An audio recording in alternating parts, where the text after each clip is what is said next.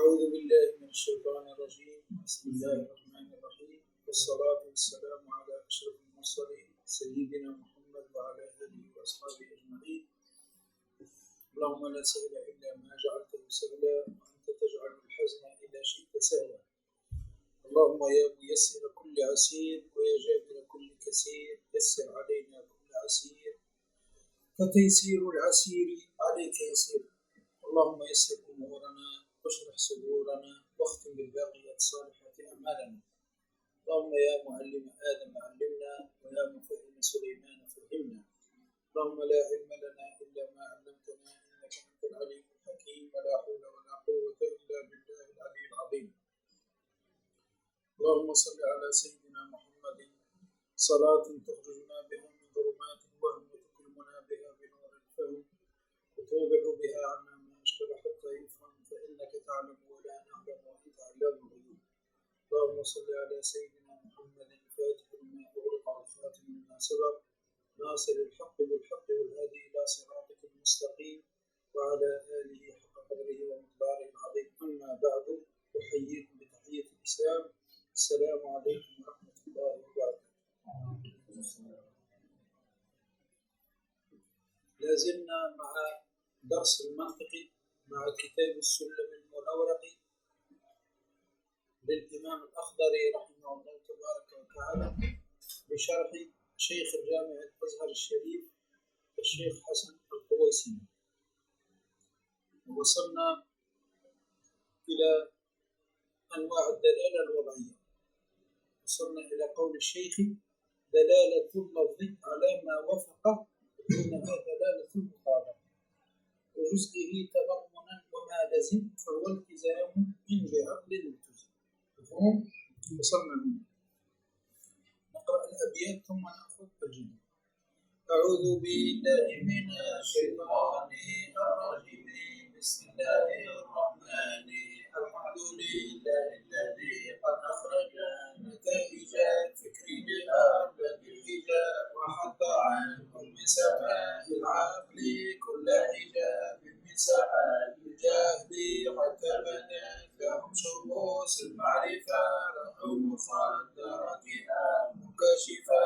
نحمده جل على الإنعام بنعمة الإيمان والإسلام، من خصنا بخير ما قد أرسل وخير ما هزم قامت العلا، محمد سيد كل مختفى العربي الهاشمي المصطفى، صلى عليه الله ما دام الحجاب يفوض من بحر المعاني زجاجا، وآله وصحبه ذوي الهدى من شبهوا بأنجم في الابتداء. وبعد فالمنطق للجنان نسبته كالنحو للسان، فيعصم الأفكار عن غير الخطأ، وعن دقيق الفهم يكشف الغطاء. فهك من أصوله قواعد تجمع من فنونه فوائد، سميته بسلم المنورق يرقى به سماء علم المنطق.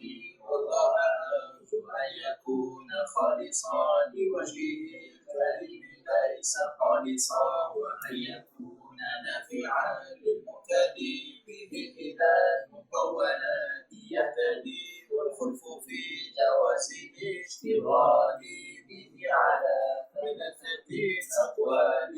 فابن الصلاح والنووي حرما، وقال قوس ينبغي أن يعلم، والقولة المشهورة الصحيحة جوازه لكامل قبيحة، ممارس السنة والكتاب ليهتدي به إلى الصواب.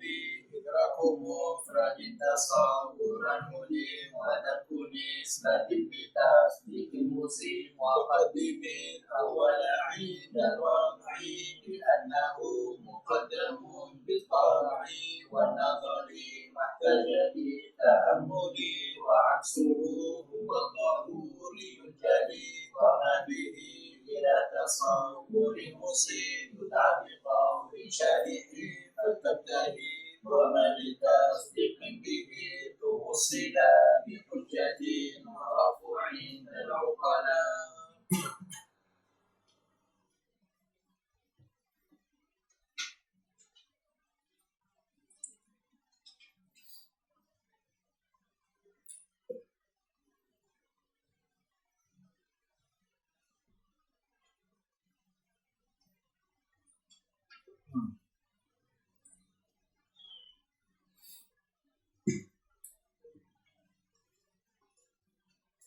نعم.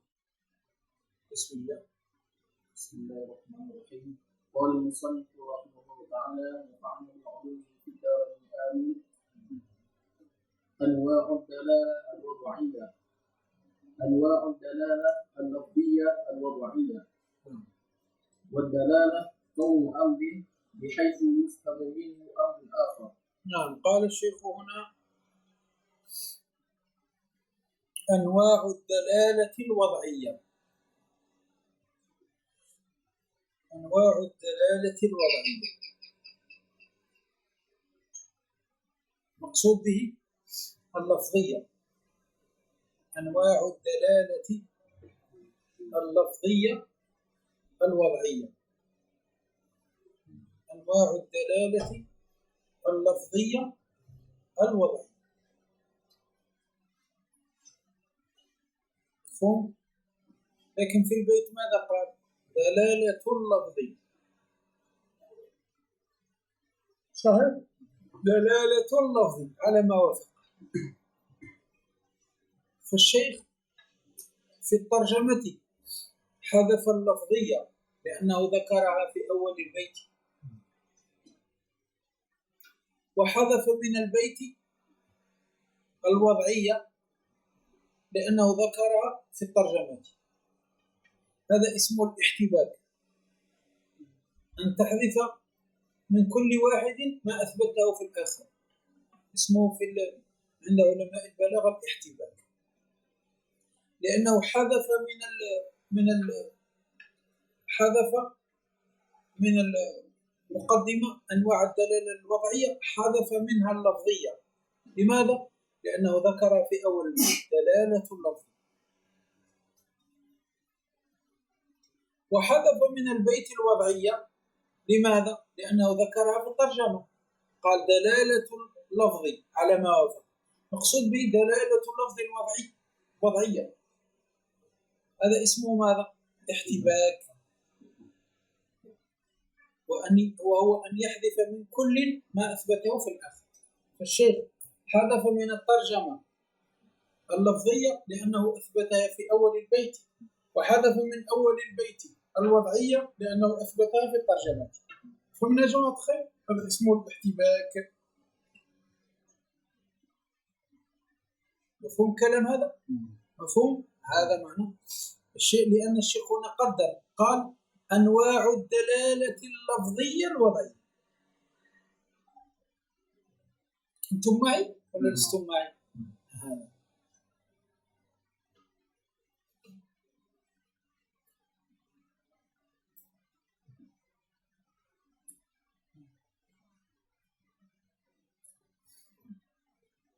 واضح؟ فالشيخ حذف من الترجمة وأول البيت ما أثبته في الآخر. أثبت من الترجمة، أثبت اللفظية لأنه أثبتها في البيت في أول البيت، وأثبت من أول البيت ماذا؟ الوضعية لأنه أثبتها في الترجمة. فالشيخ حذف من كل ما أثبته في الآخر. هذا يسمى الاحتباك، وهو من المحسنات البديعية. هذا معنى الكلام. زيد.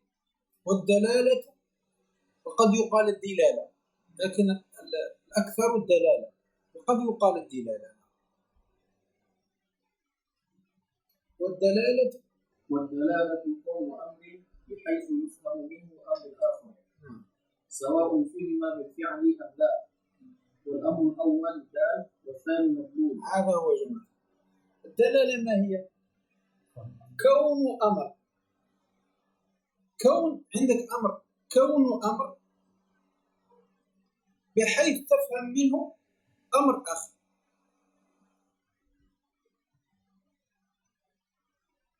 كون أمر بحيث تفهم منه أمر آخر.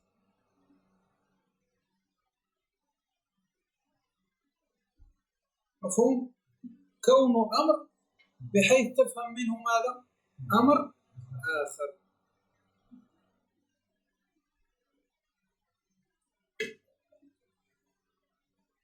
عندي مثلا هكذا، عندي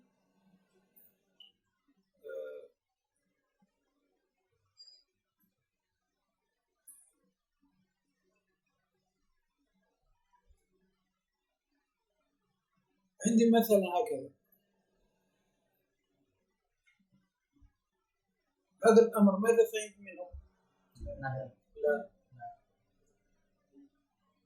عندي هكذا، فهمت منه ماذا؟ نعم. فهذه الدلالة. كون أمر، عندي أمر أفهم منه أمر آخر. إذا كان رأيت النار هنا، إذا رأيت الدخان من بعيد، ماذا فهمت منه؟ وجود حريق، وجود حريق. سمعت واحد يتكلم من وراء الجدار، ماذا فهمت منه؟ حياة، يوجد أن هذا الرجل حي، يوجد رجل وراء الحيط حي. هذه هي ماذا؟ الدلالة. كون أمر يعني عندي أمر، كون أمر بحيث أفهم منه أمر آخر. فالأول يسمى دال والثاني يسمى مدلول. فمن جماعة الخير ولا لا؟ هذا هو كون أمر بحيث أفهم منه أمر آخر.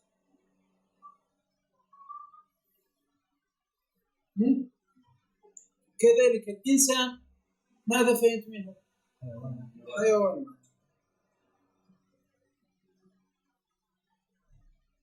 السماء ماذا فهمت منها؟ الجرم المحول. وهكذا. عندي أمر، الأمر الأول هو كون أمر بحيث أفهم منه أمر آخر، هو الأمر الثاني. هذا الأول ماذا يسمى؟ دال، والثاني يسمى مدلول، لأن هذا هو الذي يدلني. فالدخان دال، الدخان دال، وجود حريق هذا مدلول. فهمنا جماعة؟ هذا التعريف. أما في تعريف، عندنا تعريف آخر ذكره الدمنهوري، صحيح؟ الدمنهوري ذكر تعريف آخر وهو فهم أمر من أمر. هنا الشيخ قال سواء فهم بالفعل أو لا. هنا كون أمر بحيث يفهم منه أمر آخر، سواء فهمنا بالفعل ولا لم نفهم، سواء فهمنا بالفعل ولم نفهم، فهو أعم. أما التعريف الثاني للدلالة ما هو؟ فهم أمر من أمر. فهم أمر من أمر. فهم الحريق من الدخان. فهم الحيوان الناطق من الإنسان. فهم حياة الشخص من الصوت، وهكذا. فهم الخجل من الحمرة. فهم الخوف من الصفرة، وهكذا. فالأول يسمى مدلول، فهم أمرين، يسمى مدلول، والثاني يسمى دال على التعريف الآخر.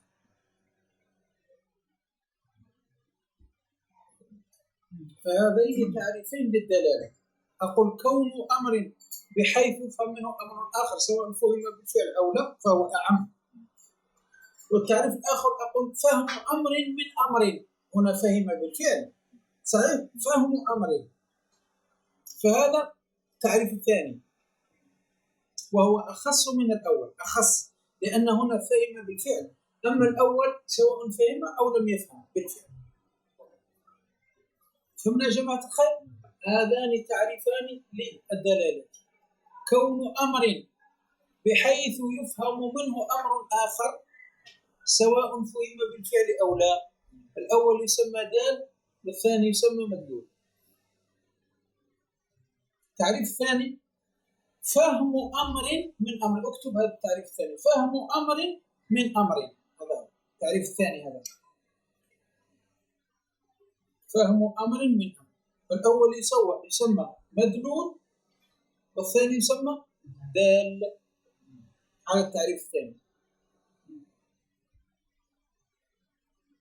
الأول أعم من الثاني، الثاني أخص، لأن الأول سواء فهم بالفعل أو لا، لكن الثاني لا، فهم بالفعل، فهم أمر. فالثاني أخص من الأول.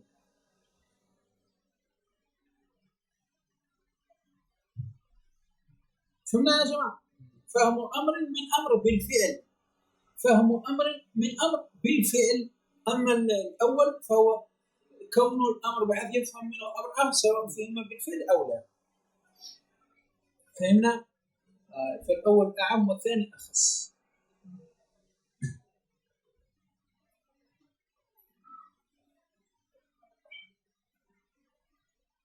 واضح كان هنا يا جماعة؟ هذا هو.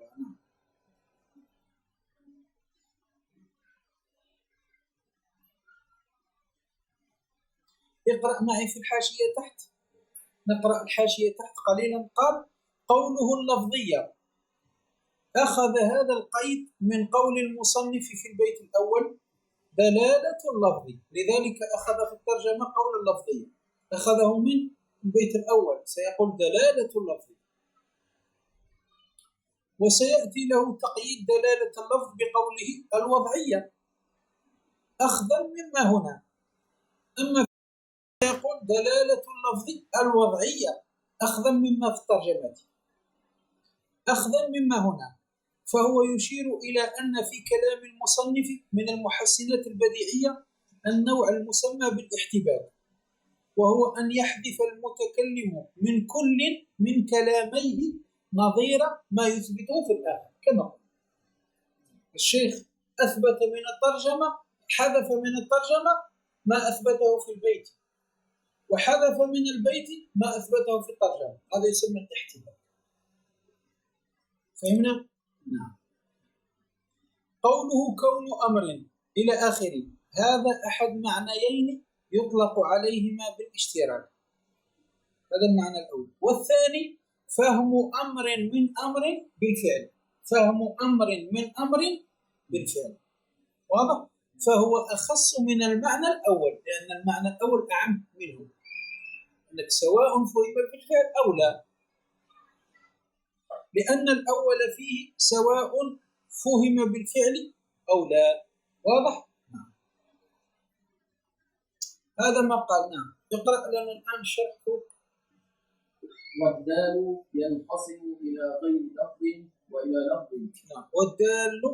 والدال ينقسم إلى غير لفظ وإلى لفظ. والدال ينقسم إلى غير لفظ وإلى لفظ. مفهوم جماعة؟ أيوة. وغير اللفظ إما دال بالعقل. ما معنى غير اللفظ؟ يعني غير ملفوظ به. الدال قد يكون غير ملفوظ به وقد يكون الدال ملفوظ به. الآن الدخان هل ملفوظ به؟ غير ملفوظ، غير لفظ، لكن ملفوظ. فالدال ينقسم إلى غير لفظ وينقسم إلى لفظ. قد يكون الدال ملفوظ وقد يكون غير ملفوظ. فهمنا؟ نعم. وغير اللفظ إما دال بالعقل. فغير اللفظ يعني الدال غير الملفوظ الذي لا أنطقه لا أتلفظ به، إما يكون دال بالعقل وإما يكون دال بالعادة وإما يكون دال بالوضع. سيذكر الشيخ هذه إما دال بالعقل كدلالة التغير على الحدوث. نعم هذا هو. إما دال بالعقل كدلالة التغير على الحدوث.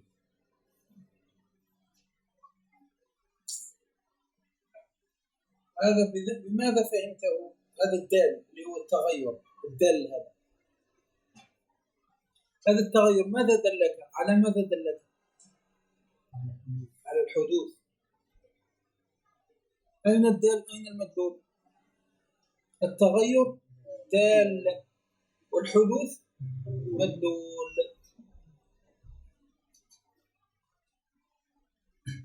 هذا الدال هل ملفوظ؟ غير ملفوظ، لكن بماذا فهمته؟ بالعقل ولا العادة ولا الوضع؟ بالعقل. بعقل فهمته بعقل. لذلك قال فغير اللفظ إما دال بالعقل، يدل بالعقل، هذه الدلالة تفهمها بالعقل، كدلالة التغير على الحدوث، فالتغير دال والحدوث مدلول، وهذه الدلالة فهمتها بالعقل. فهم كلام بعقلي فهم، ما دام هذا العالم صباح مساء، مطر شمس، وجود زيد فناء زيد، هذا التغير، هذا التغير ما دلني على ماذا فهمت به بعقلي؟ فهمت أن هذا العالم حادث، لو لم يكن حادث لما وقع في هذا التغير كله، الليل ونهار وشمس وشمس وكذا ومطر وصحو، مفهوم كلام؟ وجود زيد وموت عمرو، وجود زيد وموت زيد، وهكذا تغيرات التي تحدث، الصحة، المرض، الحزن، الفرح، إلى غير ذلك من التغيرات. كل هذه التغيرات لما أنا رأيت هذا التغير كله فهمت بعقلي أن هذا العالم حادث، لو لم يكن حادث لما وقع فيه كل هذه التغيرات. مفهوم كلام يا جماعة؟ هذا معنى. فالآن التغير دال على الحدوث، وهذا الشيء فهمته بعقلي كذا. فهمته بماذا؟ بالعقل.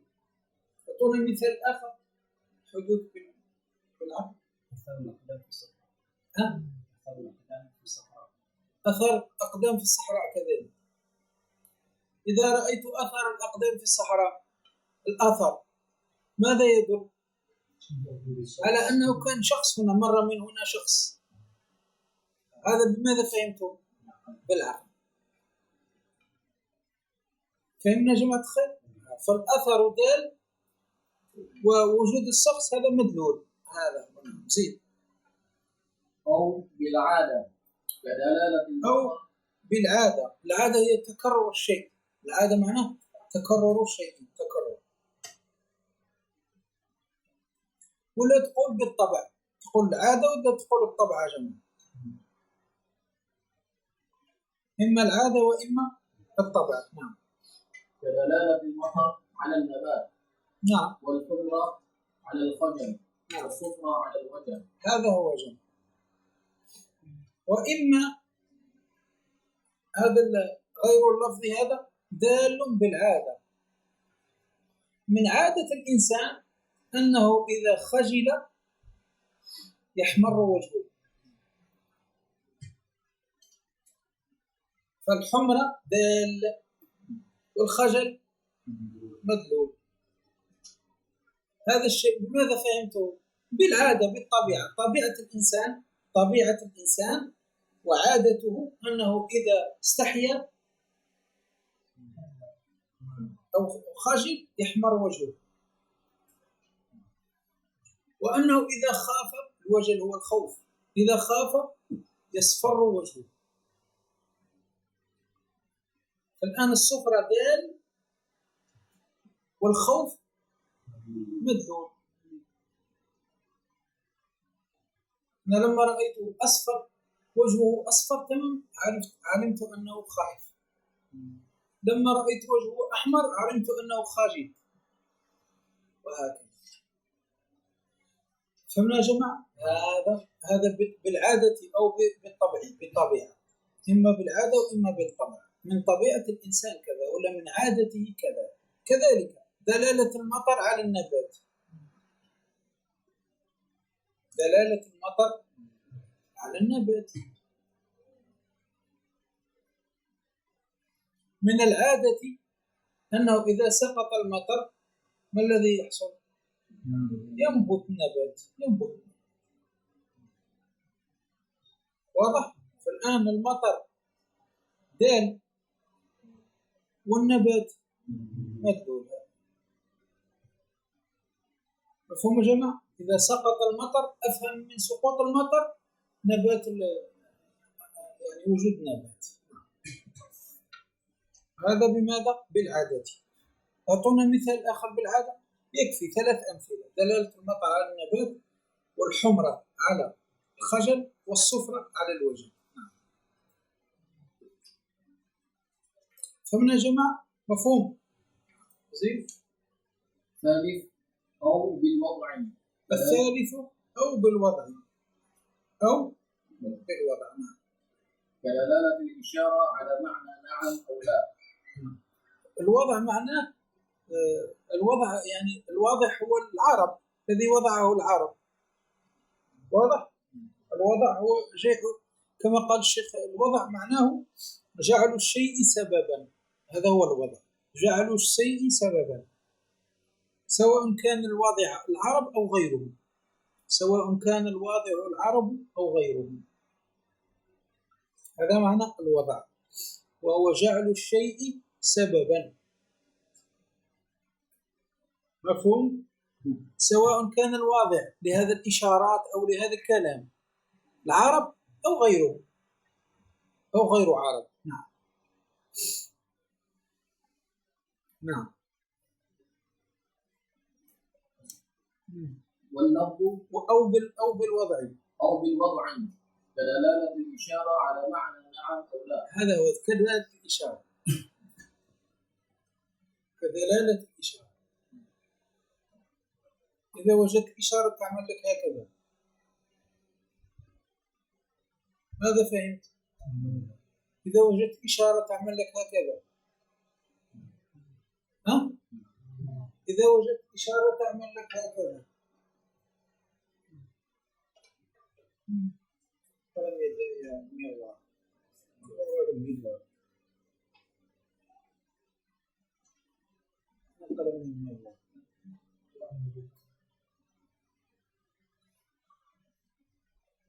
إذا وجدت إشارة تعمل لك هكذا،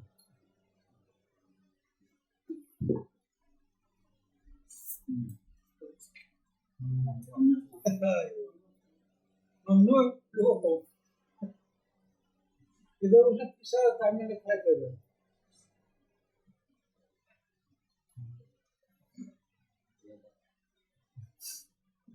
يوجد طريق متقاطع.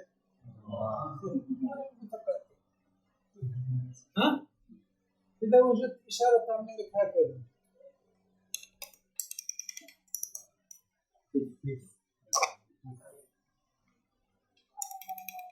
مفهوم جمع؟ هذه كلها إشارات. من الذي وضع هذه الإشارات؟ سواء كانوا العرب أو غيرهم. مفهوم؟ هذا.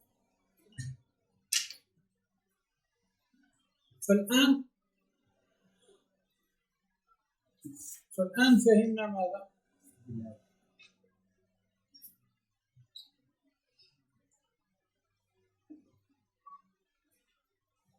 فهمنا ماذا؟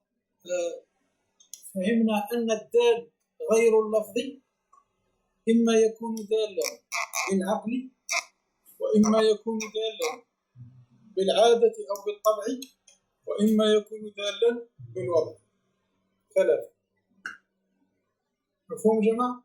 أيوة، زيد لنا الآن. واللفظ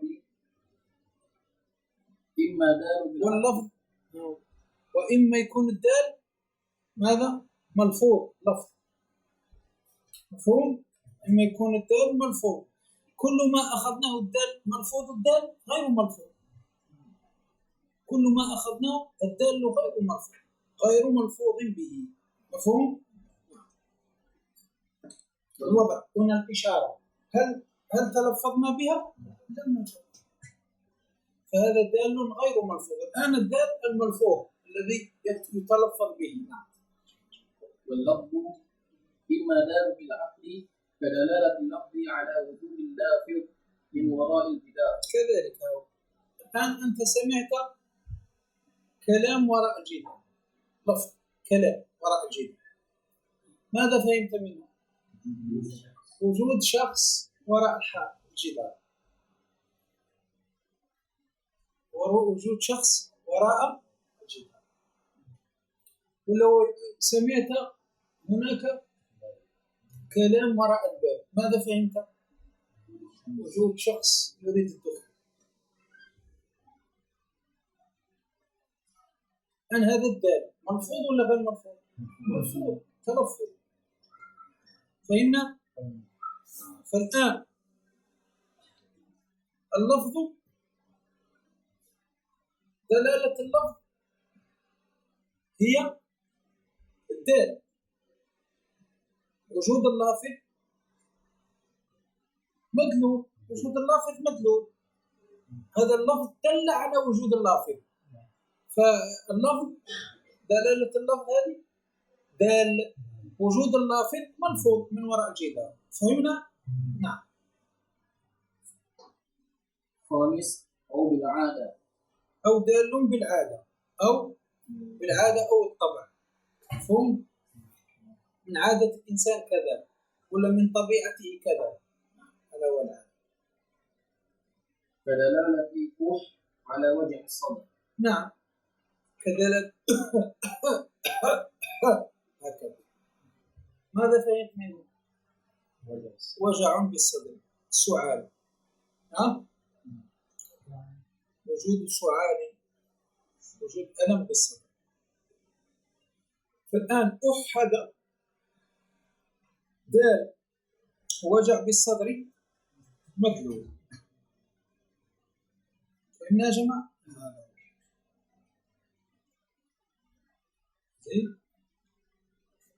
سادس أو بالوضعين، أو بالوضع، كدلالة الأسد على الحيوان المفترس. أيوة بالوضع، كدلالة الأسد على الحيوان المفترس، كدلالة الإنسان على الحيوان الناطق. الآن الأسد دال حيوان مفترس مدلول، إنسان دال حيوان ناطق مدلول، الفرس دال حيوان صاهل مدلول، حمار دال حيوان ناهق مدلول، وهكذا إلى غير ذلك. هذه كلها بالوضع، كلها بالوضع، كل هذا بالوضع، قلنا سواء وضعه العرب أو غيره. مفهوم؟ اقرأ معي تحت في الحاشية. قال قوله أو بالوضع جعلوا الشيء دليلا، جعلوا الشيء دليلا.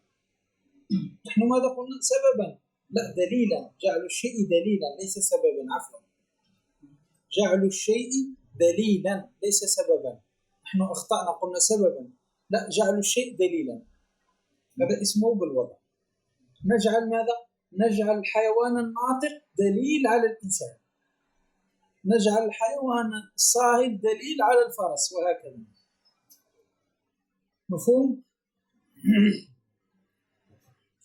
قال أو بالوضع دليلا، سواء كان الواضع العرب أو غيره، سواء كان الذي وضع هذا الوضع سواء وضعه العرب أو وضعه غيره غير العرب.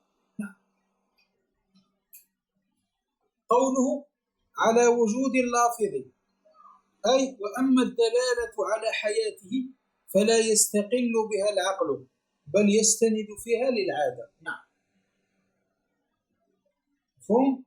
قال لك الشيخ وجود اللافظ، أما حياته هذه الحياة فلا يستقلها بالعقل بل يستند فيها للعادة كذلك، بل يستند فيها للعادة كذلك. نعم. قال من وراء الجدار، قيد به لأجل أن يكون اللفظ مستقلا بالدلالة، لأن اللافظ لو لم يكن من وراء جدار لكان علم وجوده من اللفظ والمشاهدة جميعا. نعم، لذلك قلنا وراء جدار. أما إذا كان بالمشاهدة لا، هذا نرى بالمشاهدة، المشاهدة واللفظ جميعا.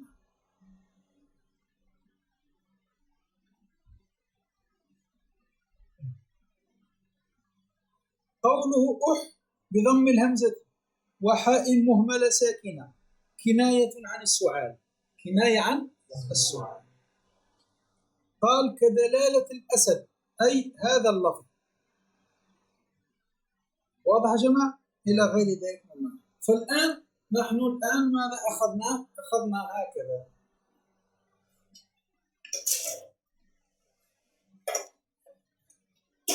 أخذنا هكذا الدلالة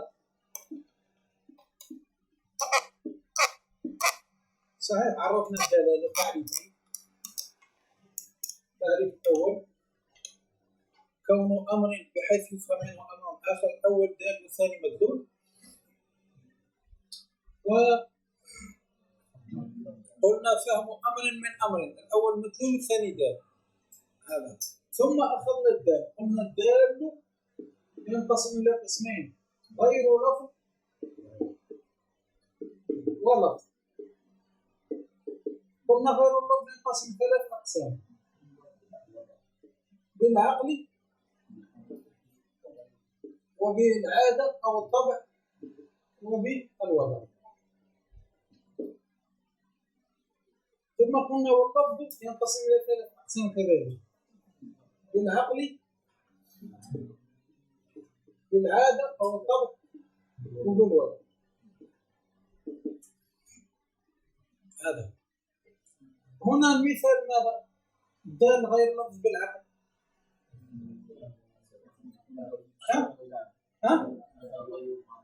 كالتغير على الحدوث. كذلك التغير على الحدوث. صحيح؟ هنا الدال غير الملفوظ بالعادة مثل الحمرة على الخجل. هنا الدال غير اللفظ بالوضع كدلالة إشارة على نعم أو لا. هذا. ثم أخذنا الدال الملفوظ اللفظ بالعقل كدلالة كوجود اللافظ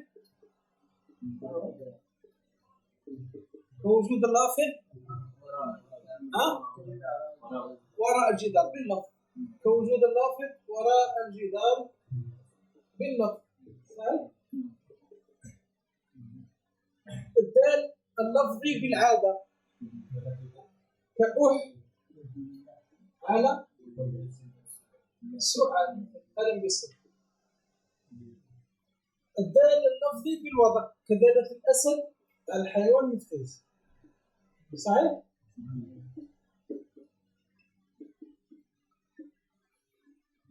هذا ما أخذنا الآن في هذا التقسيم هكذا. هذا اسمه التشجير. هذا يساعد جدا في فهم الدرس. الآن عرفنا الدلالة تعريفين، ثم تكلمنا على الدال يكون لفظ ويكون غير لفظ. وغير اللفظ قسمنا إلى ثلاثة، واللفظ قسمنا إلى ثلاثة. فهم كلام؟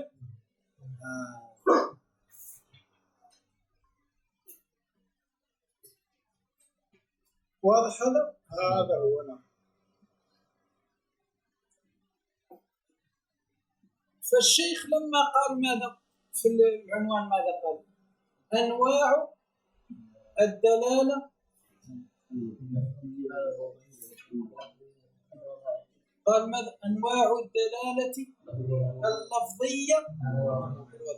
بمجرد ما قال الشيخ أنواع الدلالة اللفظية خرج هذه الثلاثة كلهم. غير اللفظ كله خرج. غير اللفظ خرج من ماذا؟ باللفظية.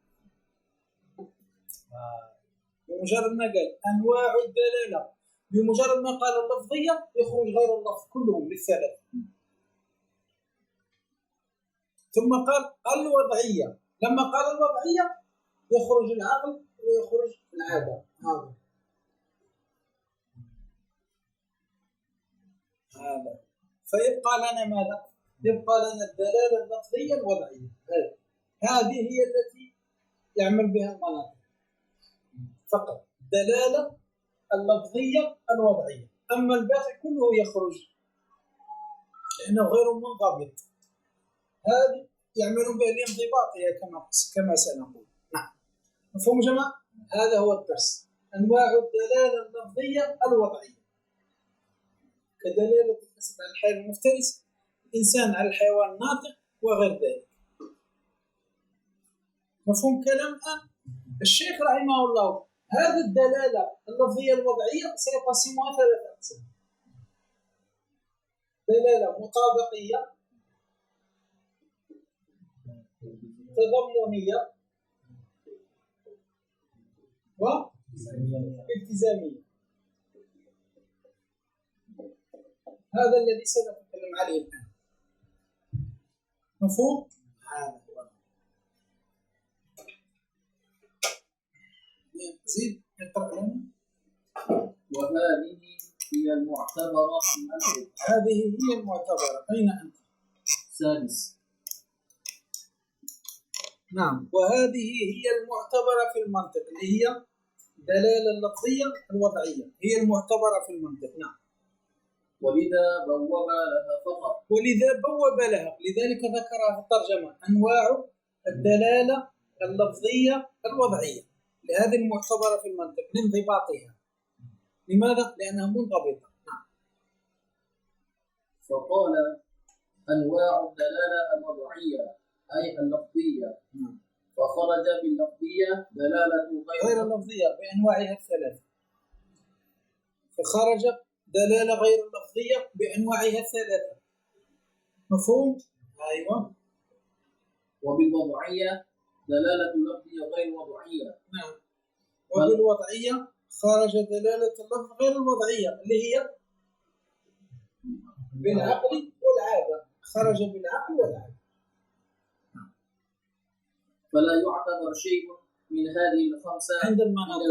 المناطق لا يعتبرون شيئا من هذه الدلالات، لا، فقط يعتبرون الدلالة اللفظية الوضعية فقط لانضباطها. وقد تقدم تمثيلها. وقد مثلناها للخمسة مثلناها، وقد تقدم تمثيل الخمسة. نعم. واحد: دلالة اللفظ أي الوضعية أخذا من الترجمة على ما وافق، أي على المعنى الذي وافق على المعنى الذي وافق اللفظ. لفظة. نعم. بأن وضع له ذلك اللفظ لا لأقل منه ولا لزائد عليه. نعم، هذا هو. يدعونها أي يسمونها أي تسمى المناطق تلك الدلالة. تسمي المناطق تلك الدلالة عن المعنى الموضوع له اللفظ دلالة المطابقة. هذا هو دلالة المطابقة. قال الشيخ: دلالة اللفظ أي الوضعية. دلالة اللفظ أي الوضعية أخذا من الترجمة. دلالة اللفظ على ما وافقه، على المعنى الذي وافقه. دلالة اللفظ دلالة الأسد على المعنى الذي وافقه على الحيوان المفترس،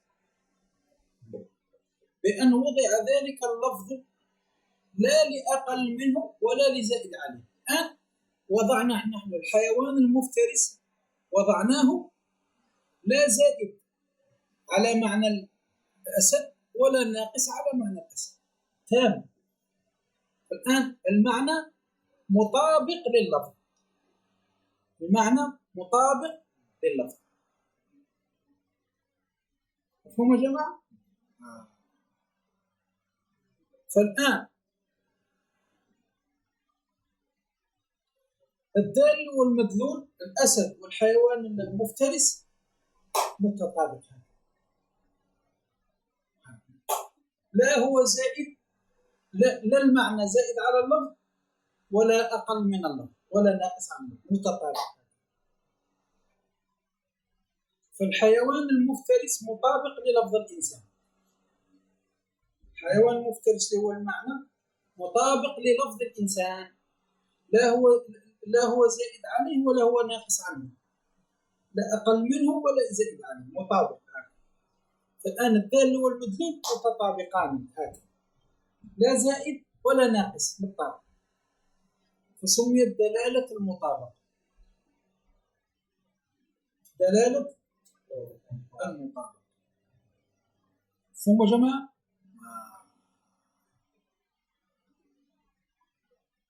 فالآن دلالة الإنسان على الحيوان الناطق هذه دلالة مطابقة. دلالة الإنسان على الحيوان الناطق هذا دلالة مطابقة. دلالة الأسد على الحيوان المفترس دلالة مطابقة، تطابق الدال والمدلول. فمن المطابقة بحيث أن المعنى غير زائد على اللفظ ولا أقل منه، مطابق له، متطابق. اقرأ لنا. وسميت الدلالة على المعنى الموضوع له بتمامه دلالة المطابقة. بالراحة. وسميت الدلالة على المعنى الموضوع له بتمامه دلالة المطابقة. نعم. بمطابقة الدال للمدلول. لمطابقة الدال للمدلول، لمطابقة الأسد للحيوان المفترس، لمطابقة الإنسان للحيوان الناطق. مفهوم؟ هكذا. لأن الدال مطابق للمدلول، لا هو زائد عليه ولا هو أقل منه ناقص عنه، مطابق له تمام. مثلما أنت كم تلبس في رجلك؟ مثلا 38 وال اسمه هذا الحذاء 38 أنت لبست فطابق، فرجلك طابق الحذاء، هذا يسمى مطابق، لا هو زائد ولا هو ناقص، جاء تمام، هو تمام. كذلك لفظ الأسد مطابق للحيوان المفترس، كأنه 38 على 38. مفهوم؟ لفظ الإنسان مطابق للحيوان الناطق، وهكذا. قال لمطابقة الدال للمدلول. نعم. زيد. من قوله طابق النعل النعل. طابق النعل النعل. إذا وضعت النعل على النعل، نعل على، أنت إذا أردت أن تدخل إلى المسجد ماذا تعمل؟ تنزع حذائك، تعمل هكذا النعل، صحيح؟ طابق النعل النعل، هكذا مطابق. إذا توافقتا. نعم. إذا توافقتا. نعم. والدال والمدلول متوافقان ومتطابقان بحيث لا يفهم من اللفظ زيادة على المعنى ولا يفهم المعنى من أقل من اللفظ. هذا بحيث لا يفهم من اللفظ زيادة على المعنى. من اللفظ تفهم ماذا؟ تفهم من لفظ الأسد حيوان مفترس، وتفهم من الحيوان المفترس الأسد، متطابق. وذلك كدلالة الإنسان على الحيوان الناطق. كدلالة الإنسان على الحيوان الناطق، كدلالة الفرس على الحيوان الصاحي، كدلالة الأسد على الحيوان المفترس، وهكذا. فهنا يا جماعة الخير لماذا سميت دلالة المطابقة؟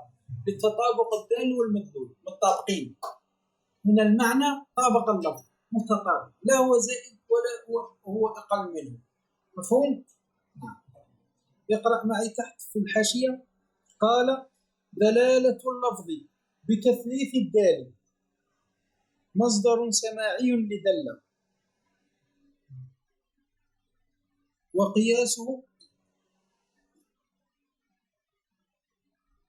الدل كرد، قياس مصدره الرد. ثم إنه يجوز في قولك دلالة الرفع والنصب على طريقة الاشتغال، دلالة ودلالة، والراجح الرفع دلالة كما لا يخفى. مفهوم؟ دلالة. نعم. قال توافقا، قوله توافقتا ألحق الفعل تاء التأنيث لأن النعل مؤنثة، والفعل الرافع لضمير مؤنث يجب لحاق التاء له سواء كان المؤنث حقيقيا أو لا. نعم. توافقتا. لماذا؟ لأن النعل مؤنث، لذلك قال توافقتا يعني النعلان النعل معنا، فأتى بتاء التأنيث، لم يقل توافقا وإنما توافقتا. نعم. قوله كدلالة الإنسان إلى آخره. لفظ إنسان موضوع للحيوان الناطق من غير زيادة ولا نقص، صحيح ولا لا؟ لفظ إنسان موضوع للحيوان الناطق من غير زيادة ولا نقص. الآن الإنسان والحيوان الناطق تطابقا بالطابقين، لا يوجد واحد زائد على الآخر أو أقل من الآخر، متطابقين. فلا يفهم هذا المعنى من أقل من ذلك اللفظ. هل نستطيع أن نفهم الحيوان الناطق أقل من لفظ الإنسان؟ لا، لازم لفظ الإنسان كامل. ولا يفهم من اللفظ زيادة عليه بحسب الوضع. هل نفهم من الأسد؟ ماذا نفهم من الأسد؟ حيوان مفترس من غير زيادة. فهذا معنى دلالة المطابقة. فالآن التطابق بين الدال والمدلول، بين المعنى واللفظ. نعم، هذا يسمى ماذا؟ دلالة المطابقة. نعم. دلالة اللفظ على ما وافق يدعونها دلالة المطابقة، وجزئه تضمنا وما لزم فهو التزام من بعقل التزيم. نعم. الثاني ودلالة اللفظ على جزئه أي جزء المعنى الذي وافق اللفظ، كدلالة الإنسان على الحيوان أو الناطق فقط يدعونها تضمنا، أي دلالة تضمن يتضمن المعنى لتضمن المعنى لجزئه. الآن دلالة التضمن، دلالة التضمن، دلالة اللفظ على جزئه أي جزء المعنى الذي وافق اللفظ، كدلالة الإنسان على الحيوان فقط. قلنا دلالة المطابقة للإنسان ما هي؟ حيوان ناطق. الإنسان يدل على حيوان ناطق، لكن لو الإنسان دل على الحيوان فقط أو دل على الناطق فقط، الآن إنسان دل على ماذا؟ جزء معنى، جزء معنى على جزء معنى، أو الإنسان دل على الناطق فقط، فالإنسان دل على جزء معنى، فمعنى الإنسان تضمن جزء معنى، تضمن جزء معنى اللي هو الحيوان فقط أو هو الناطق فقط، تضمن دلالة التضمن. فالإنسان دل على جزء معنى، دل على الحيوان فقط أو دل على الناطق فقط، هذه اسمها ماذا؟ دلالة التضمن، لأن اللفظ تضمن جزء معنى. ماذا؟ لأن تضمن جزء معناه، هذا معنى كلام الشيخ. ودلالة اللفظ على جزئه يعني دلالة الإنسان على جزئه، على جزء المعنى، دلالة الإنسان على جزء المعنى الذي وافق اللفظ، كدلالة الإنسان على الحيوان فقط أو دلالة الإنسان على الناطق فقط، يدعونها تضمن. فإن لفظ الإنسان تضمن جزء معناه، لأن معنى الإنسان كامل ما هو؟ حيوان ناطق. لكن لو الإنسان تضمن فقط جزء معناه اللي هو الحيوان فقط، أن الحيوان فقط جزء معنى الإنسان، صحيح؟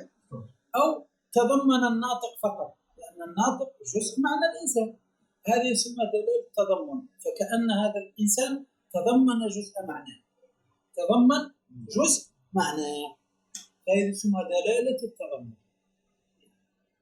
فهمنا هذا الكلام؟ هذا هو. فالإنسان تضمن ماذا؟ جزء معناه اللي هو الحيوان فقط أو الناطق فقط، هذا هو. قال كدلالة الإنسان على الحيوان فقط أو الناطق فقط يدعونها تضمنا. لماذا؟ أي دلالة تضمن. لماذا؟ لتضمن المعنى لجزئه. نعم. نعم. نعم. نعم. نقرأ تحت شوية. قال هنا دلالة تضمن. قال أي دلالة تضمن يشير به إلى أن في كلام المصنف حذف مضاف وإقامة المضاف إليه مقامة، وهذا من التصرف في العالم بحذف جزئه، وقد كثر في كلامهم كعصام وسعد في عصام الدين وسعد الدين، كعصام وسعد في عصام الدين وسعد الدين. ومثل هذا يقال في قوله الآتي التزام، يعني كأن الشيخ قال وجزئه تضمنا، معناه دلالة تضمن، ليس تضمن، دلالة تضمن. فهو ماذا؟ حذف المضاف وأقام المضاف إليه مقامة، فقال جزئه تضمنا. من المفروض ماذا يقول؟ وجزئه دلالة تضمن، فهو حذف المضاف وأقام المضاف إليه مقامة. قال وهذا كثير في كلامهم كعصام الدين وسعد الدين، يقولون عصام ويقولون سعد في عصام الدين وسعد الدين. مفهوم؟ كذلك يقال في التزام، فهو التزام، وما لزم فهو التزام، هذا معناه فهو دلالة التزام. هكذا كذلك في التزام فذلك دلالة التزام، حذف المضاف وأقام المضاف إليه مقام فأصبح التزام، أما أصله فهو دلالة التزام. فهمنا؟ هذا هو. قال قوله لتضمن المعنى لجزئه، لتضمن المعنى لجزئه، لأن المعنى كله اللي هو حيوان ناطق تضمن ماذا؟ تضمن جزءا. المعنى كله ماذا؟ تضمن جزءا. فإن معنى الإنسان حيوان ناطق تضمن جزءه. لذلك قال الشيخ لتضمن المعنى لجزئه، لتضمن المعنى لجزئه. نعم. أي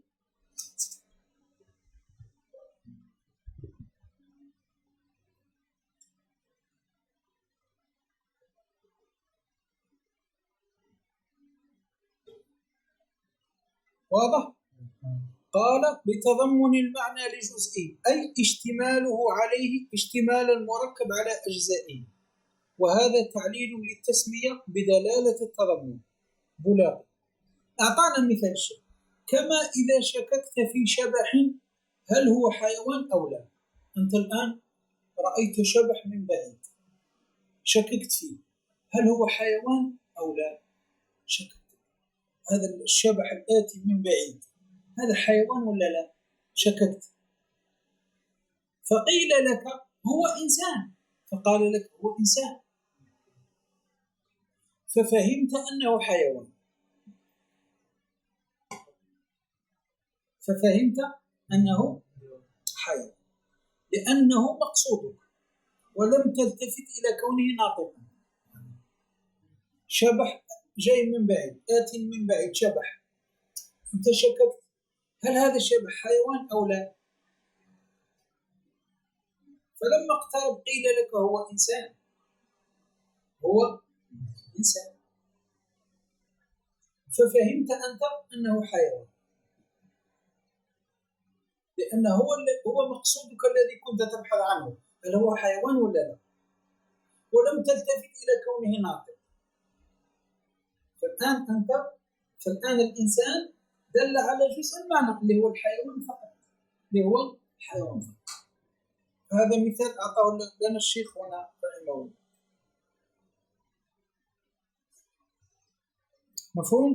مفهوم يا جماعة الخير؟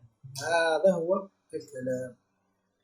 كما إذا شككت في شبح هل هو حيوان أو لا، شككت هذا حيوان ولا لا، فقيل لك هو إنسان ففهمت أنه حيوان لأنه هو مقصود، لأنك أنت كنت تبحث هل هو حيوان ولا مثلا جماد، كنت أنت تبحث هل هذا الشبح حيوان ولا جماد مثلا، فقيل لك هو إنسان فعرفت أنه حيوان ولم تلتفت إلى كونه ناطق، لم تلتفت إلى الجزء الآخر. لماذا؟ لأن مقصودك هل هو حيوان ولا ليس حيوان، فلما قيل لك هو إنسان فهمت أنه حيوان. فالآن لفظ الإنسان تضمن جزء معناه، جزء المعنى وهو الحيوان فقط. نعم. زين. وقول الناظم وجزئه بالجر عطف على ما المجرور بعلى وقول الناظم وجزئه بالجر عطف على ما المجرور بعلى. جماعة الساعة كم الآن؟ توقف الحصة القادمة لكم بهذه مع دلالة الالتزام. وفي هذا القدر كفاية. أسأل الله تبارك وتعالى أن يجعلنا من الذين يستمعون القول فيتبعون أحسنه، أولئك الذين هداهم الله وأولئك هم أولو الألباب. صلى الله وسلم وبارك على سيدنا محمد وعلى آله وصحبه وسلم، والحمد لله رب العالمين.